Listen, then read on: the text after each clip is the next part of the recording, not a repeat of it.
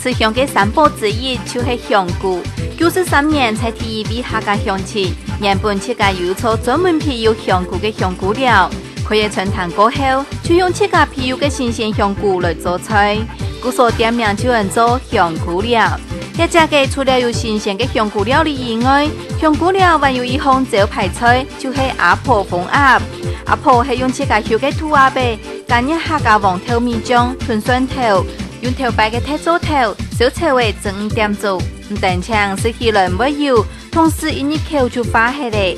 嚟到夜市飯嘅人客，一天唔會少點嘢香菜哦。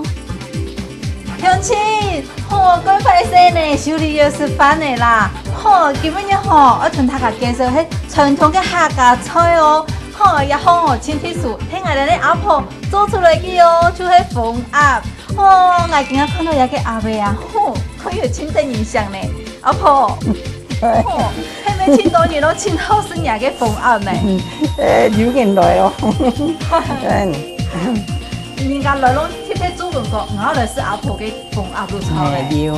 有冇睇來嘛？有哦。我見家睇到有個鳳鴨相當嘅香啊，先嚟夾一下。你阿母呢7、8點鐘，加批時間咯。哪來做？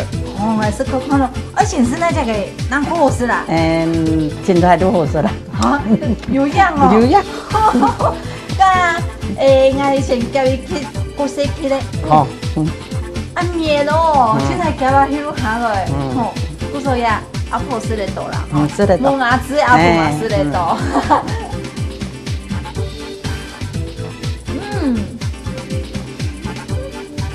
有看到我練骨頭嗎？好綿哦。有綿哈。好香，一真係吃起來口感同我哋一般食嘅鳳肉嘅感覺冇同樣。我哋一般印象啊，攏免到講一個鴨肉啊皮咯嚟講硬。按骨頭食食起來唔會呢，因為裡面用整的來管它。用整的。咁阿婆，弄來調講一下，一個鴨肉，也算阿伯，係咪有貼線啊？當然有啲線係較好嘅啦。所以我哋烘出來鴨肉會個好食，口感會個好。唔會粗糙啊，身嗬，較唔會講安尼嗬，有嘅輕啦。有嘅熟米露炒嘅啦，有啲成個講嗬，人肉嘅嗬，攏有膠水嘅嗬，個飼料啊條金毛色芒米。你等於講一個最天然嘅方式嚟燒嘅，安尼鴨肉肉質能會好食。係啊。點解我們都調